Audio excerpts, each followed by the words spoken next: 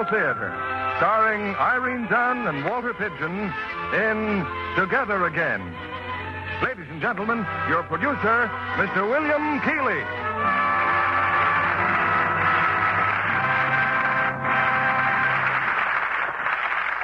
Greetings from Hollywood, ladies and gentlemen. In a national magazine this week, an eminent psychologist undertakes to explain, quote, the trouble with women, unquote. And he concludes that modern women, by asserting their emancipation, may be treading on thin ice. Let's see how it works out in tonight's play. From Columbia Pictures' comedy success, Together Again, starring Irene Dunne and Walter Pidgeon. Also Jerome Cortland. Like Jerome, Miss Dunne appears in her original screen role as mayor of a small town, torn between her heart and her career, and very much enamored of her independence. In fact, that's the story of our play tonight, as the curtain rises on Act One of Together Again, starring Irene Dunne as Anne and Walter Pidgeon as George Corday, with Jerome Cortland as Gilbert, Jeff Donnell as Diana, and Alan Reed as Father Crandall.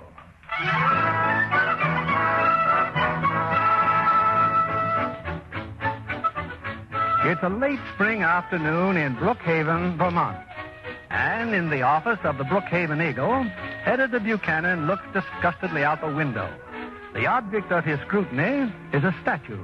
Look at that eyesore purse, Jonathan Crandall statue. As if it wasn't stupid enough putting it up in the first place. But no, every year they got to have memorial service. Well, folks thought a heap of Jonathan Moore. First thing I'm going to do when I mayor this town is get rid of that cast iron insult. Except we got a mayor. Folks think a heap of Mrs. Randall, too. They can think a heap of her without having to elect her mayor, can't they? Just because her husband was. And some folks say she's been even a better mayor than Jonathan was. Yeah, but she'll slip, Purse. Women always do. And when she does, I'll be around, Purse. I'll be around. Right, Father Crandall, you ought to be ashamed of yourself. Why didn't you attend the memorial service? You know very well why. My arthritis. Your arthritis, you just didn't want to go. Now, for heaven's sakes, don't cry. First thing you know, you'll get thin again. I'm perfectly willing to be healthy, Grandfather, but a certain persons are always upsetting one's glands. How can one? Oh, that girl. Anne, it's like living with a box of matches. I know I'm worried, Father. About her? Why, Diana's crazy about you. Yes, and I'm just enough of an egotist to love her loving me so much, but it makes me feel so terribly responsible. Even more than if Diana were my own child. I don't suppose you know what I mean by that. Well, of course I do. You're not my own child. Look how I worry about you. Me? For heaven's sake, why? Because it hurts my soul to see a beautiful dish like you wasted on a neurotic stepchild, a hunk of statue, in a fusty old town like Brookhaven. My soul, it hurts. Why, darling, hasn't it ever occurred to you that I might like my life? Why? Well, being mayor keeps me busy. Yes, with storm drains and taxes. It's comfortable. You're too young to be comfortable. And I have Diana and you miserable old reprobate. I can think of a couple of things you haven't got. What? Well, you're a widow and you're, You know, darling, you amuse me. You can't bear to see a woman living alone and liking it, can you? No man can, I guess. But I'm not frustrated. I'm not to be pitied. I'm not anything but perfectly happy. Happy, my foot. Oh, mercy, look at that rain. Why don't you stop living Jonathan's life and live your own? Jonathan departed this vale of tears 5 years ago, and I say it's time we let him rest in peace. Father. I know my son, Anne, and I tell you he's as irritated with you wherever he is as I am. Well, when you hear from him to that effect, you let me know. Oh, come on, help me close these windows. Come on, it's full.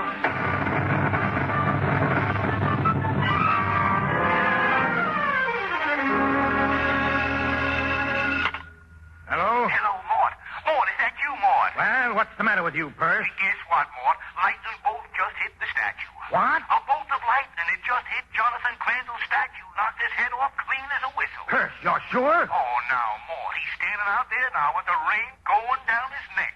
Stop the presses, Nathan. We got a story for page 1.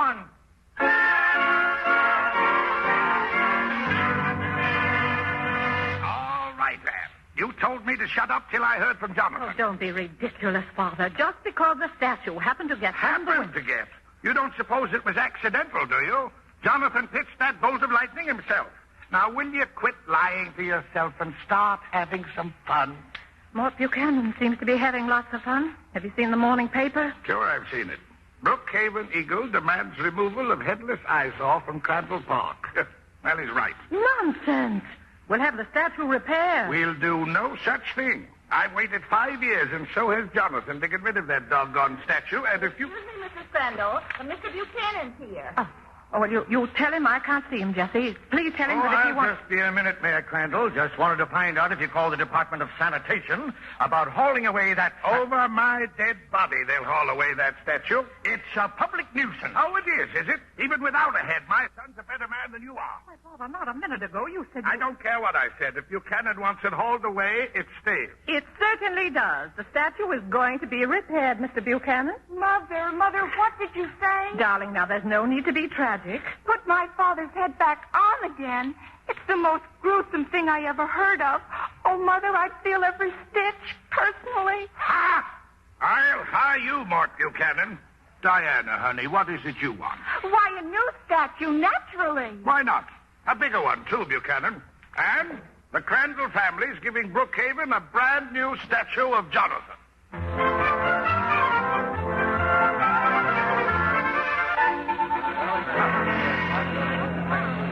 Well, your bags are on the train, Anne. You're certainly anxious to get rid of me, aren't you? For goodness sake, you'll be back tomorrow night. Running off to New York to interview a sculptor, really. His name's George Corday, and his telegram said to be there at 672nd Street, Studio 8. All aboard. Well, goodbye. Goodbye. Oh, buy yourself a new hat, too. What's the matter with this hat? It looks like a hat. That's what's the matter with it. When women start wearing hats that look like hats, they're on the way out. At your age, you ought to be on your way in. In what? Buy a new hat and find out.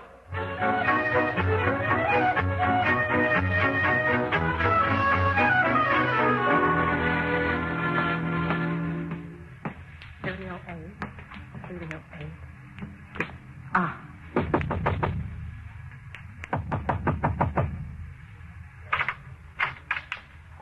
Mr. Corday? Mr.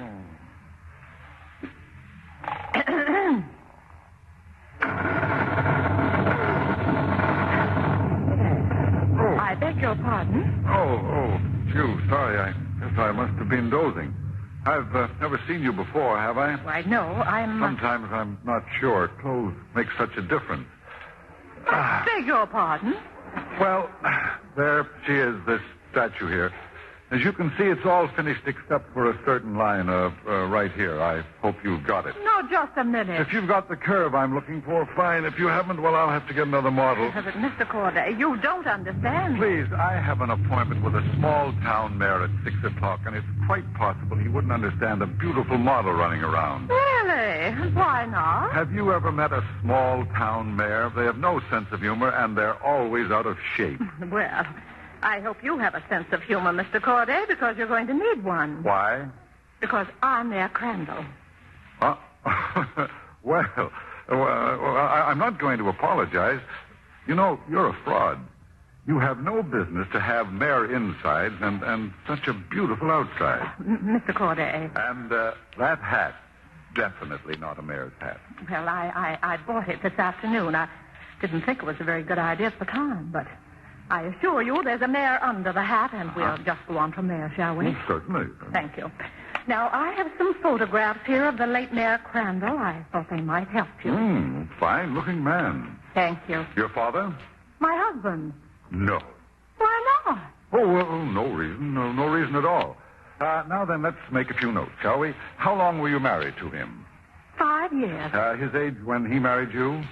42. I don't really see what... it's a very important fact.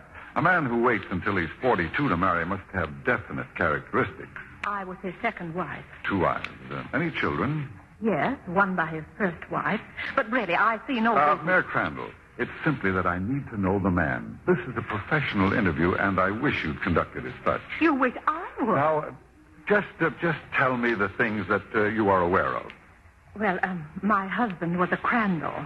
The Crandalls founded Brookhaven. Mm-hmm. There's a certain dignity that goes with such tradition. Very dignified. Affectionate?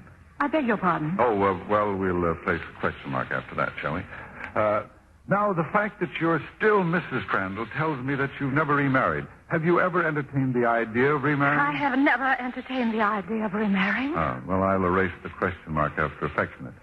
There, now, you see how one thing leads to another, huh? Oh, excuse me. Mr. Corday? Yes? I'm Thorne, Muriel Thorne. The agency thinks I have what you want. Oh, Miss Thorne, you don't mind, Mrs. Crandall? No, not at all. There's the dressing room back there on the right, Miss Thorne. I'll be right with you. Now then, Mrs. Crandall, how long has your husband been dead? 5 years. You've been a widow for 5 years? Well, naturally. On the contrary, there's nothing natural about this. Mayor Crandall, is something making you nervous? You seem a little... Well, I that model, does she just come out when she's ready? Oh, perhaps you'd rather she wouldn't. Well, I'm just not exactly used to it. Oh, how thoughtless of me. Well, it won't take me a second. Oh, that's right. Either she has it or she hasn't. Well, I'll see you in the morning, Mr. Corday. Thanks. 10 o'clock. Now, Mayor Crandall. I was just admiring this jar of yours. It's quite old, isn't it? That jar? Oh, yes. Yes, it's an apothecary jar. There's a name on it. P. Borat Sosa. That's the apothecary's name? Sounds more like a Latvian diplomat. Yes, it does. Well, I guess she had it. Had it? Miss Thorne, the curse. Oh, yes. Yes, yes, she had it. You must look at women very differently. Oh, I do. You know, other men look at women's eyes. I look at her bone structure. For instance, I could tell you within 2 pounds of what you weigh. Oh, do I get it free if you miss? If I don't miss, will you go to dinner with me? Well, Good. Now, my guess is, 110. Why, that's amazing. Right on the nose. Thanks, but it's not true. But thanks very much. What do you mean? What do I mean? Why, you weigh 120 anyway. Why, as a matter of fact, I haven't the slightest idea what I weigh. And as for going out to dinner, well, that wouldn't be possible on weather like this. Just look at that ring. Just look at it. It stopped. Just like that. Well, look, you've got to eat sometime, don't you? Besides, we haven't finished the interview. Frankly, Mr. Corday, I'd like to get the interview over with as quickly as possible. Then let's go. There's a supper club I think you'd enjoy.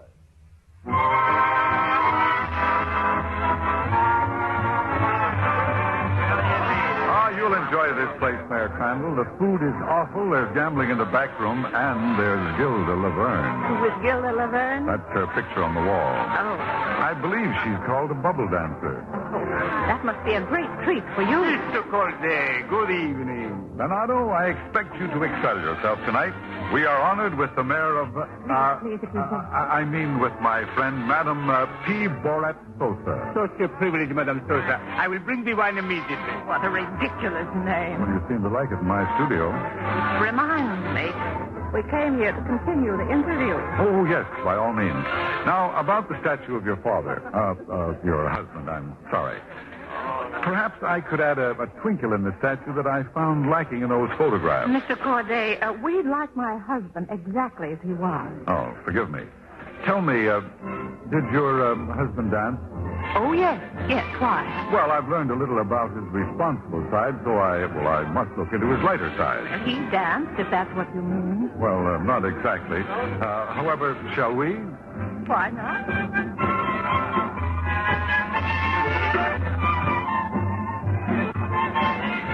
What are you smiling at, Mr. Corday? Life is so full of surprises. I never thought I'd so enjoy having a mare in my arms. Tell me, your husband, did he enjoy having a mare in his arms? How could he? He was the mayor. Oh, of course. It's very confusing, isn't it? Yes, it is. Well, here's our table. Do you mind if we sit down again? No, not at all. And we'll have some wine. Mr. Corday, If I say something, you won't think I'm rude, will you? Oh, your glass, please. Thank you. About the statue, Mr. Corday. I'm really a very good sculptor, Mrs. Crandall. Yes. But I simply can't picture you in Brookhaven. You don't think I'm rude. On the contrary, I'm fascinated. Besides, you dislike Brookhaven intensely. But I'm beginning to feel a positive yearning for it. Let's drink to Brookhaven. Huh? I do believe you understood me. I just hired you. But I understood that this was simply an interview. You know, personality and character. And I've come to a conclusion. Oh? Your personality definitely appeals to me. But may I suggest that you have just a tiny bit too much of character? You may suggest it, but... Oh, that's dear. a shame. Ruin your dress. Right in my lap. What'll I do? Well, I think the usual procedure is to retire to the powder room and dry out. It's down that way, I think. Thank you. Isn't it fortunate I came to New York and met you? Just think I might have ordered you by mail. Ladies and gentlemen, Leonardo's is proud to present that big little star, Miss Gilda Laverne and her bubble dance.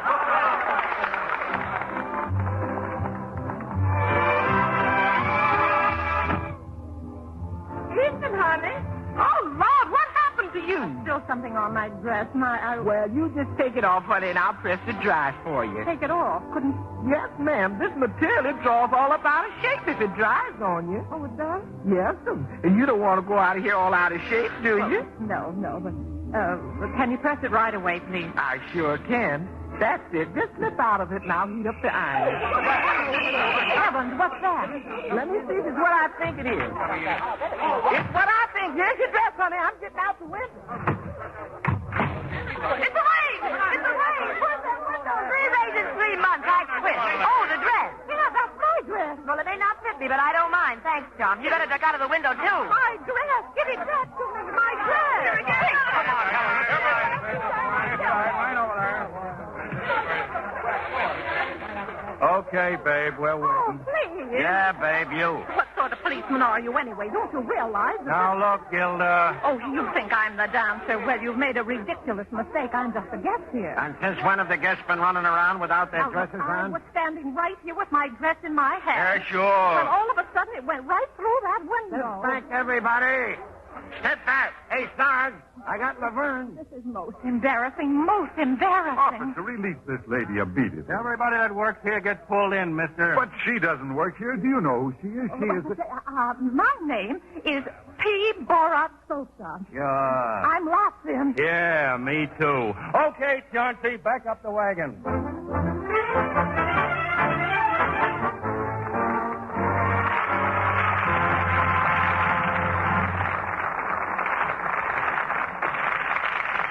In just a moment, we'll return with the second act of Together Again, starring Irene Dunne and Walter Pidgeon. Julia Tyler, second wife of President Tyler, enjoyed her short stay in the White House, bringing about many temporary innovations. The president's lady had maids of honor, rode in an elegant carriage, and shocked Washington by giving a testimonial endorsement for a department store. One of her innovations has lasted, however. Her insistence the Marine Band play Hail to the Chief whenever the president appeared at state functions. Another page in the White House story. Here's Mr. Keeley at the microphone. Act 2 of Together Again, starring Irene Dunne as Anne and Walter Pidgeon as George, with Jerome Cortland as Gilbert.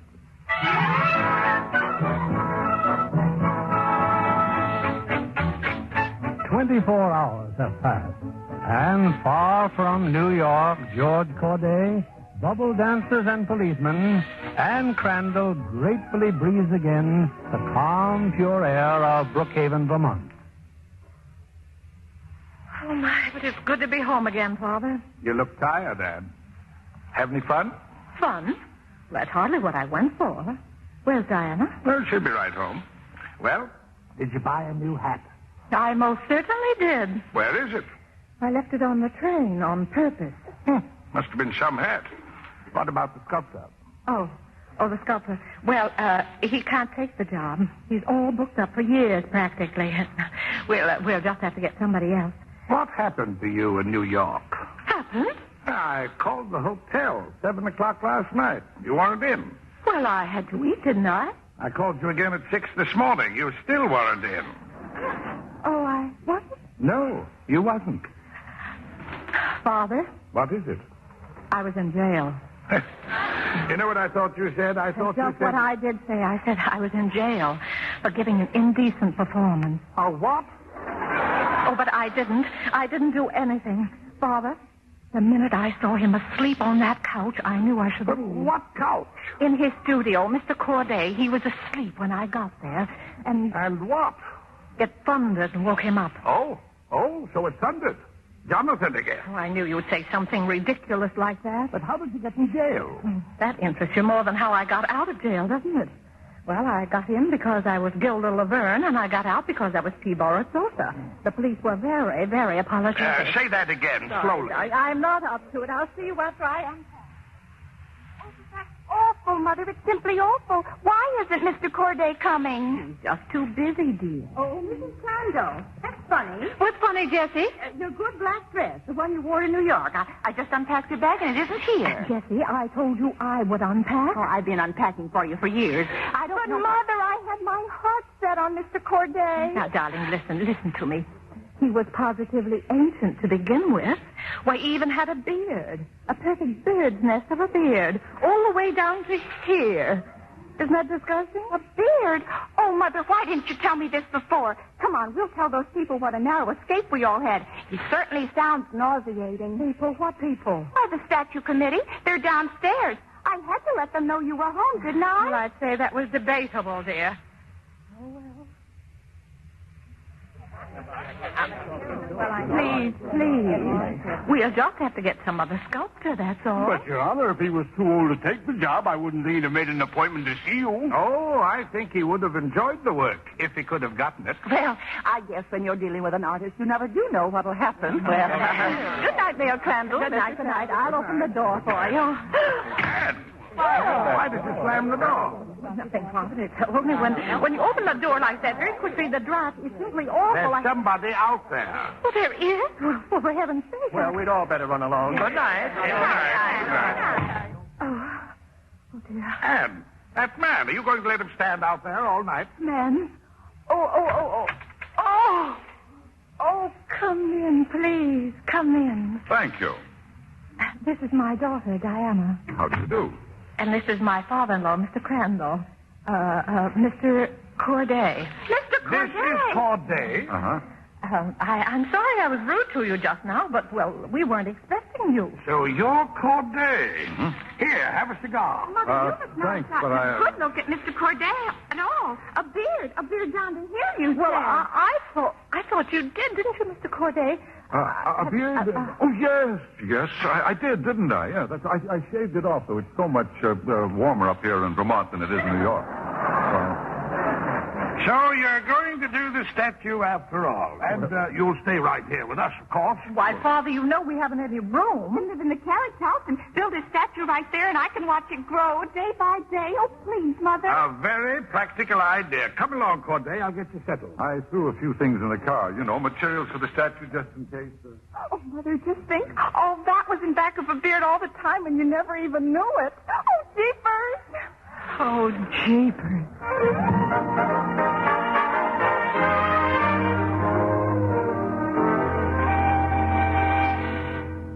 This carriage house, Mayor Crandall, it's very nice. I like it. I didn't sneak out of the house to come here to discuss your living quarters. Oh? No, I did not want to see you again, Mr. Corday. Oh, why did you have to come here? To build a statue, of course.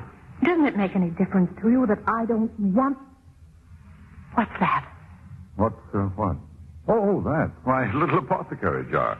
Oh, I always take it with me wherever I go. Oh, you do? It has magic qualities. When I want to do something very badly and, obstacles seem to arise, why, I just turn the jar around and what do you see? P. Boris Sosa. You blackmailer. Look, give me a week. If at the end of a week you say I don't fit into life at Brookhaven, I'll go. Now, isn't that fair? No, but if I don't let you stay, I'm to be exposed. Is that it? My night in jail? I promise to be no trouble at all. I'm helpless, perfectly helpless. Mr. Corday, Why do you want to stay here that badly? Madam Sosa, that's just what I want to find out.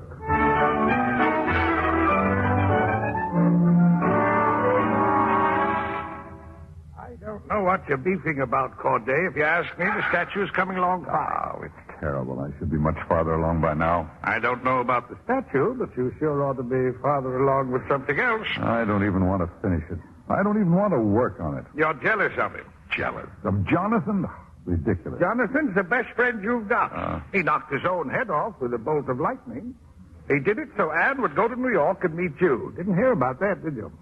No, I can't say I did. Why, he's as anxious to get Anne out of this rut as I am. You believe that? Of course I believe that. It's a crazy idea, you know. Sure, it's crazy. But it might work. You mean that Anne believes that Jonathan is doing all Well, this? she says she doesn't believe it, but she says it in a very funny voice. It's amazing. There's that piano again. Diana! No. Don't disturb her. Your granddaughter is keeping me happy at my work. She told me so. Her mother could do a better job. Well, get going, George. Stop spinning that clay around. Oh, for cow's sake, Diana, how long are you going to murder that piano? If you're hanging around, Gilbert, just hoping for an invitation to dinner, you're very much mistaken. Don't worry, I wouldn't stay if you asked me. You make me sick at my stomach. Gilbert. You've gotten so artistic lately since that old mud dauber came around You're here. only speaking of probably the world's greatest living artist, you know. Oh, do you mind if I leave? I think I'm going to be sick. Well, aren't you going? Don't worry. I don't suppose you'd like to go for a walk. A walk? Really, Gilbert, do you think I'm exactly dressed for a walk? I'll tell you what you're dressed like, Diana Crandall. What you're dressed like's enough to make a horse laugh. Hee-haw!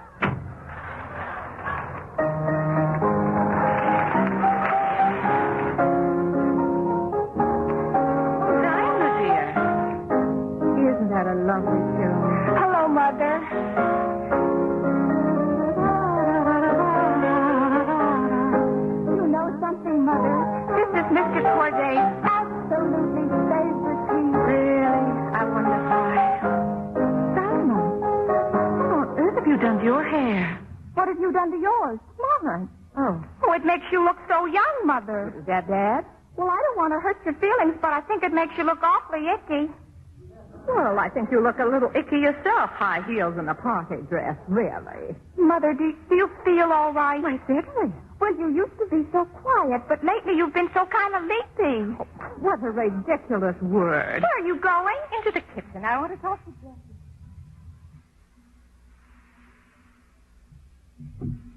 Now, this is Stone Cutters with Mr. Corday, Jessie.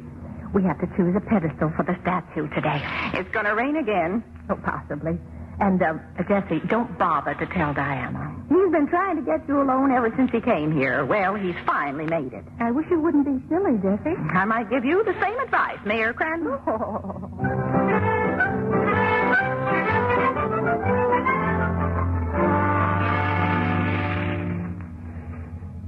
Oh, I knew we should have taken the car.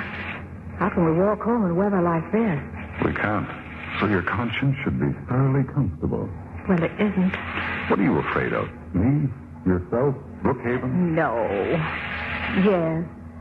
Oh, I don't know. I've never been so mixed up in my life. A week ago, you asked me why I came here. Well, I can answer that now. And I'm in love with you. You aren't, are you? And I know exactly when it happened. When you were telling me about the dignity of the Crandalls in that beautiful cockeyed little hat. And look at me, please. I can't. Why can't you? Because when I do, the most ridiculous thing happens to me. I get all leapy. I just can't think. I'm absolutely blank. You're absolutely wonderful. Am I really? How very nice of you. And I'm going to kiss you. Oh, Diane. Oh, we'll send her home. Won't you ever be sensible? Mother, I've been simply searching for you all over. Coming, darling. Diana, how nice of you to pick us up.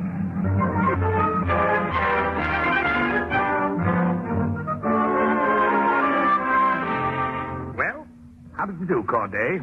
Get anywhere? That was a very significant rain this afternoon. Oh, forget it, Grandpa. Oh, a bus, huh? Diana? Uh-huh. Diana.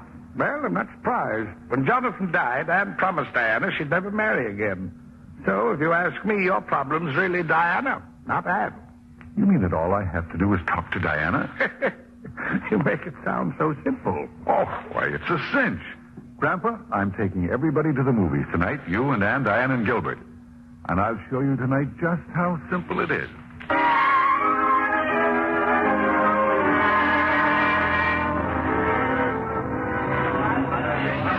That's the best movie I've seen in years. Personally, I thought it was trite. You and me both, Mr. Crandall. Oh, Gilbert, you always have to spoil everything. Children. Well, goodbye. Diana and I are walking home alone. We are? Hey. Yes, hey. Sorry, but we have a great deal to talk about. And I was going to get her a hot fudge sundae. Oh, Gilbert, do you want to do something very nice for me? Me? For you? Yes. Buy me that hot fudge sundae. Honest? Honest. I haven't had one in years. Well, good night. You know something? What? Well, I've always, just sort of thought of you as Diana's mother. Well, I am. Oh, I know. I mean, well, I never exactly noticed what you looked like before.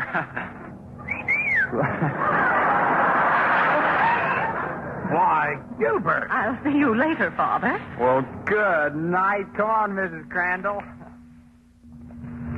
And I didn't realize it until tonight, Diana, that you are not at all the child that everyone seems to think you are. You didn't?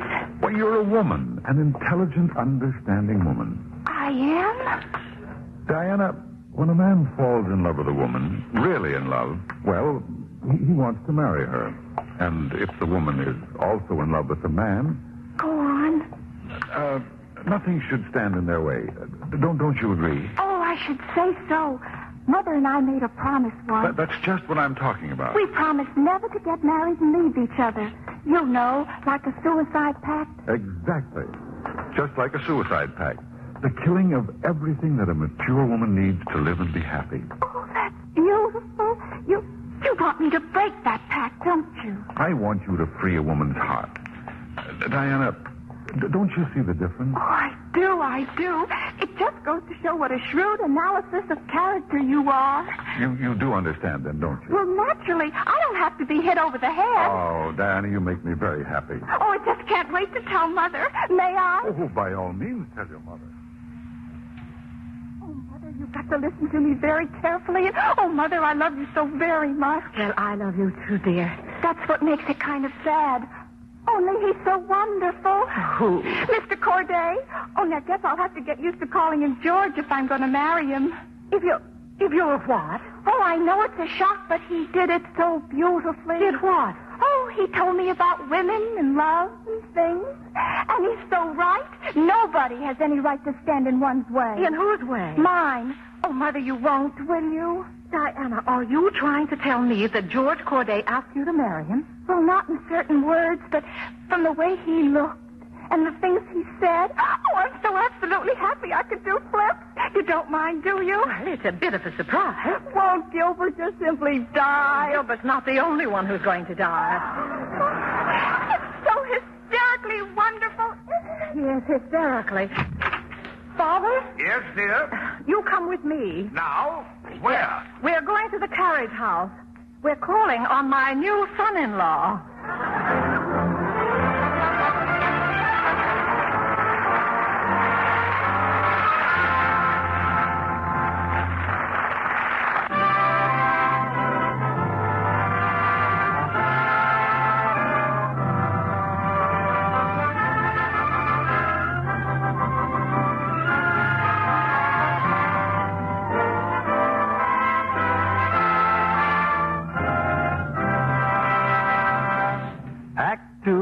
Together Again, starring Irene Dunne and Walter Pidgeon, will follow in a moment. When you sign up for a course with the United States Armed Forces Institute, you join thousands of other servicemen all over the world. If you run into a problem with your course, good counseling is available to you through your education officer. If you need refresher work on a subject or materials to prepare for a test, your education officer will assist you. USAFI has been servicing the armed forces for over 20 years. Your confidence is well placed in USAFI. Back now to William Keeley, your producer. Act 3 of Together Again, starring Irene Dunne as Anne and Walter Pidgeon in the role of George, with Jerome Cortland as Gilbert.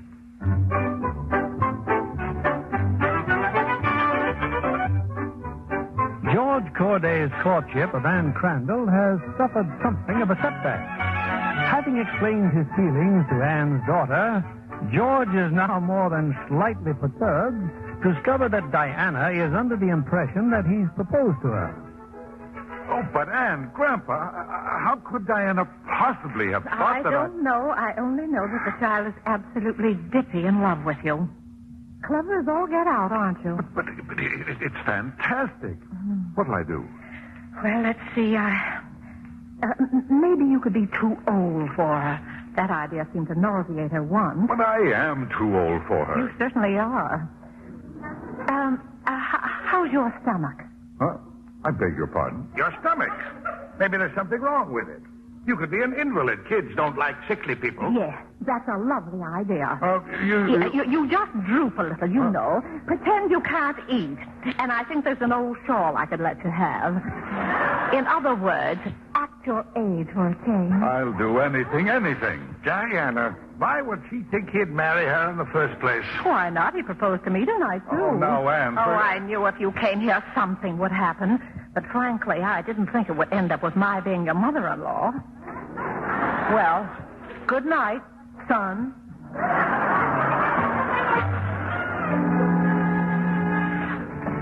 More shared diaries. George and I have been engaged now for 2 whole days. And I just found out something. Poor George has a stomach condition. He's been so creative, he's even ruined his health.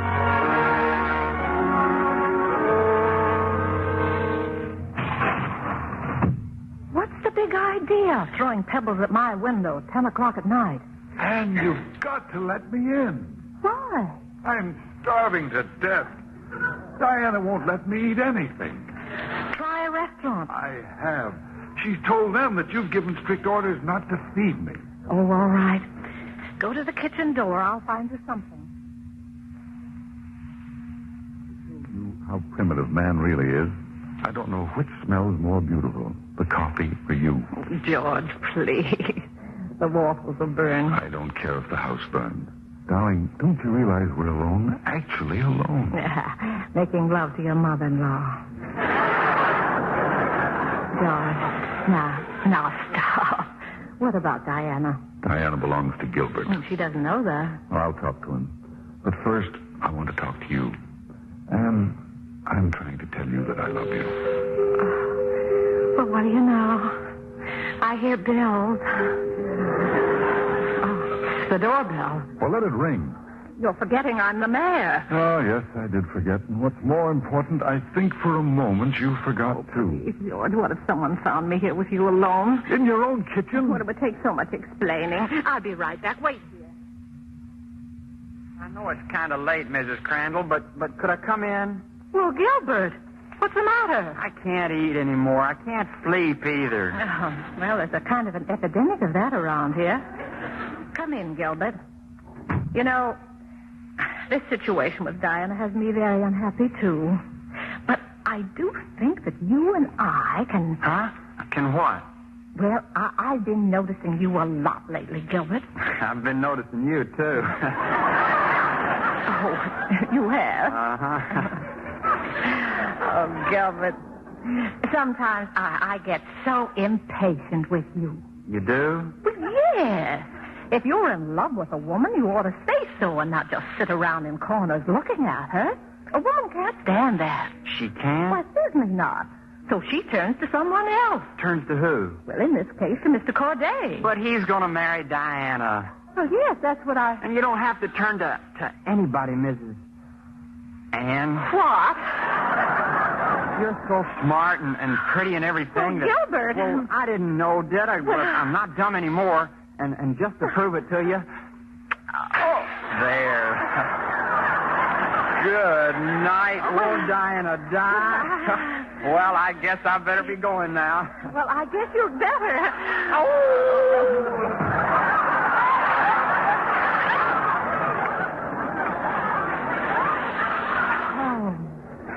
Oh. Anne, did he go? Darling, what's the matter? Oh, nothing.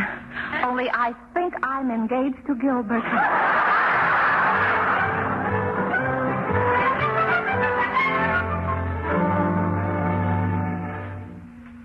Oh, morning, Mr. Crandall. Morning. Eating breakfast, huh? Gilbert, I've been wanting to talk to you. Don't you think it's time you got up on your hind legs and acted like a man? Oh, I did. You did?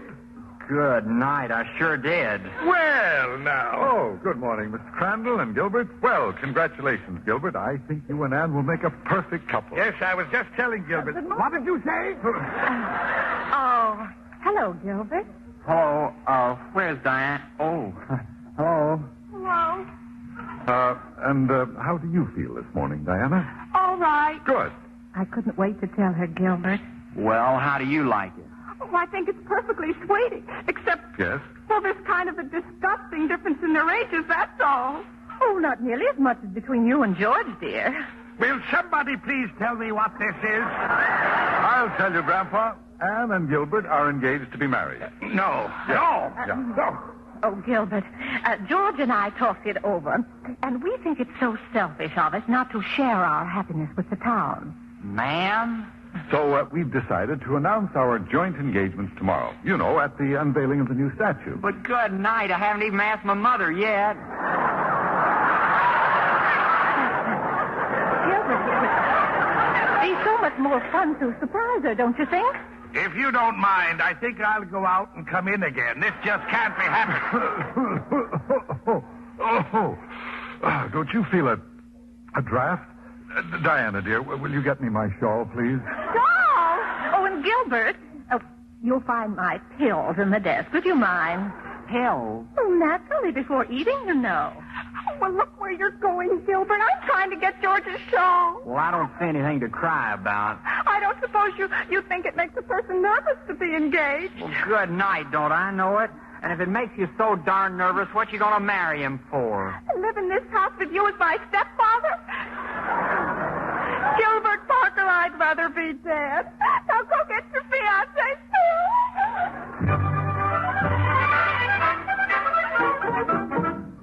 Hello. Is that you, Buchanan? This is Jonathan Crandall, Sr. You'll be in your office in 30 minutes. I'm going to give your newspaper a story that'll set this sanctimonious town right on its self-righteous ear. You heard me, in 30 minutes. Oh, Mother, it can't be true. It can't be. Headlines 4 inches high. Mayor Crandall in New York jail. How could they possibly have found it out? How? Doing a striptease, getting arrested. Well, good night. If you'll all pipe down for 2 seconds, I'll tell you how it happened. Father. I told Buchanan the whole story. I did it. So sue me. You told the newspaper about Anne being arrested? I certainly did. And then I got drunk. Father, do you realize that this is the end of me as mayor? Something had to be done to blast you out of this town, didn't it? Well, I blasted. Mother? Darling, I'm terribly sorry. Well, good night. Mr. Corday? Yes, dear. Don't you dear me. I want you to know that I expect you, if you have any honor whatsoever, to marry my mother. You do? You do? Oh, please don't consider me at all. I'm willing to make any sacrifice. So am I. Good night. So am I. I'm sorry, Mother, but you just have to take the consequences, even if he does have a stomach condition. Oh, no. His shawl is on the hook behind the door. Now I'm going up to see my poor grandfather. Hey, can't I go? He's my grandfather, too, isn't he? Your grandfather? Well, good night. I almost married her, didn't I? And I'll probably end up marrying you, won't I? I'm just dumb enough. Why, Gilbert, that's the very nicest proposal I ever had. Well, Anne, I guess I'll have to make an honest woman out of you. It'll be a sweet wedding. The bride wore a lovely arrangement of tar and feather. Oh, darling. You think I'm exaggerating. You don't know a small town. The mayor's supposed to keep her shirt on. Mrs. Crandall! Mrs. Crandall! Yes, Jessie? They've just broken the windows. So I was exaggerating, was I? What windows? Oh, not our windows. In the newspaper office. Oh, Mrs. Crandall, everybody in town's seen that newspaper this morning, and everybody's waiting for you now at the statue. They want to give you a vote of confidence. Oh, but that... We all agree that no Crandall could possibly have acted like that. And if they did, we wouldn't believe it. Well, they're waiting for you. Oh, that's kind of nice, isn't it? Very nice. Very comfortable. But we're leaving here just the same. Leaving here? We're getting married, you know. Oh, but I... Now, someplace warm would be nice, you know, for my condition. Yes, someplace warm. But of course, George, that's not possible right now. And why not? Well, with the election coming up and everything, I'm running. Running where? Against Mr. Buchanan for mayor. Sorry, but you can't. Listen, there's the band. Aren't you coming? You'll feel very proud, won't you, going out there and letting them cheer you? But you did get arrested, didn't you? Well, yes, but... And they won't admit it, will they? Not for 1 minute. They apologize, they compromise, they say no Crandall would act like that, and if they did, they wouldn't believe it.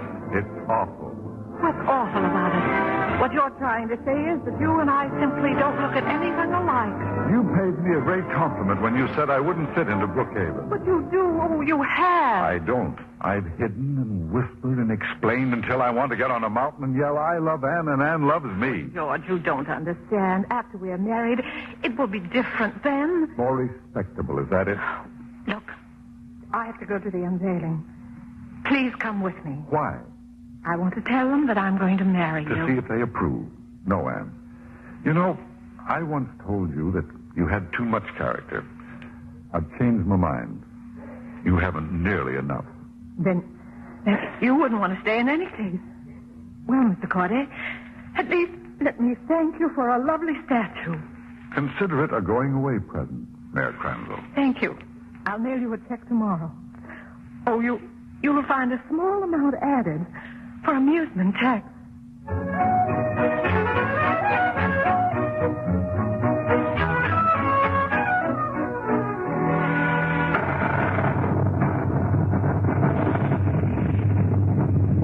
Just don't stand there watching it rain. We're going to rot here together, Anne. We may as well be gay about it. Come on, we'll play some checkers. I hate checkers. Well, you don't have to cry about it. I just don't feel good. Of course you don't. Maybe now you realize that most women could live 8 lifetimes and still not get a chance at a fellow like George Corday. I had everything just the way I wanted it. You're lying again. I know it. Oh, Father, isn't it ridiculous? It is. I'm pretty annoyed at Jonathan, you know. Jonathan? He shouldn't have started something he couldn't finish. I never would have gone to New York in the first place, would I, if he hadn't lost his head? Now he's standing out there like the Rock of Gibraltar. Yep. And lightning never strikes twice in the same place. Oh, Mrs. Crandall. Now what? One of your constituents, undoubtedly, with a flooded cellar. I'm coming. Oh, Mayor Crandall. Come on, everybody. Delegation. Oh, Mr. Witherspoon, why, you're as white as a ghost. Oh, Your Honor, don't use that word. Almost killed me, Your Honor. I was just walking past, minding my own business, and wham! Just like his curse or something. What happened? Jonathan's head. It fell off again. Oh, no. Oh, it certainly looks as if something bigger than we are got a hand in this, Mayor. Don't you think so? Yes, it does, doesn't it? I guess it would probably be downright dangerous for me to continue as mayor. No telling what might happen next. That's certainly a most unselfish way to look at it, Mrs. Crandall. I suppose it's silly of us to be so superstitious. I certainly wouldn't want the responsibility of daring the supernatural. I'll resign immediately. Oh, will one of you please report that right now to the newspaper? Good night, and thank you. Well? Oh, Father, who says there aren't any miracles left in the world? I'm free. Hey, where are you going? My goodness, what happened? Jessie, we just had a miracle. Jonathan snapped off his noggin again. Oh. I saw him when he did it. Did what? Who? That artist fella, the night he left. He fixed it so it would fall off. He did. And you didn't say anything. Mayor believes in miracles. Let her, I say. Why, Jessie, you're a human being. It don't call for you to be insulting, Mr. Crandall.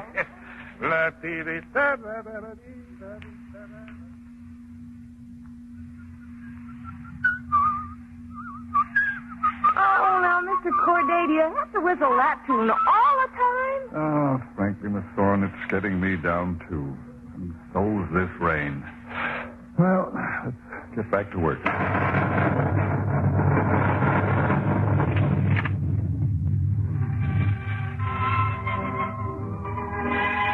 Oh, pardon me.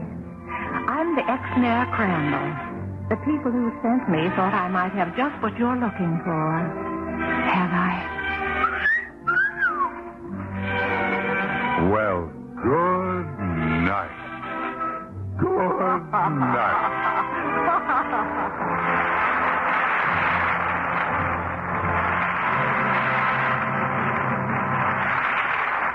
Once again, it's time for that tradition of the theater, the curtain call. And back to the footlights come tonight's stars, Irene Dunne and Walter Pidgeon. Say, Bill, who's that strange-looking character hovering around the wing? Yes, I saw him as I came in. By the way, Bill, aren't the tickets for the Radio Theater complimentary? Of course. Well, this fellow had a whole handful, and he was trying to charge people $1 apiece. Oh, that's strange. Wait a minute. Here he comes now. Oh. Why, it's Jack Benny.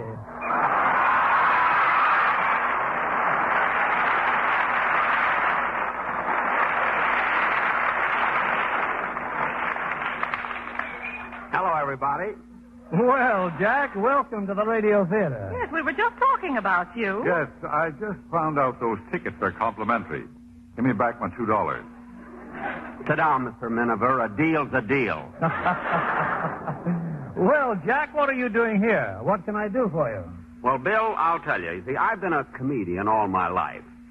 But I've always felt that my talents lay in other lines. Well, I'm sure a lot of people would agree with you, Jack. And just what other lines? The violin? Thank you. No. You see, I can see myself as a great dramatic actor playing a real meaty role. That's why I brought this script along. Here, take a look, Bill. Irene, Walter. Killer Kate, starring Jack Benny. A thrilling drama of gunplay and suspense with Jack Benny in the title role of Killer Kate. Say, isn't this a little out of your line, Jack?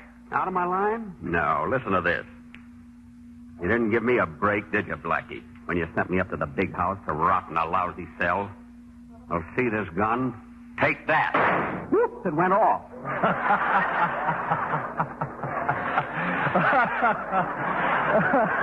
Look, Jack. Well, what about this play? Well, when are you going to do it? Well, Bill, I thought maybe you could give me about an hour's time. You want to do it here? Certainly. Your audience will love me, Bill. A new Jack Benny. Brutal, snarling, ruthless. Ruthless. Ruthless, I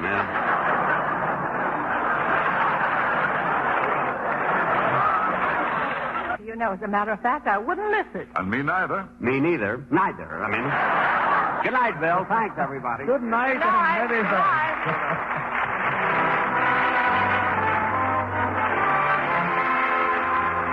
This is William Keighley saying good night to you from Hollywood.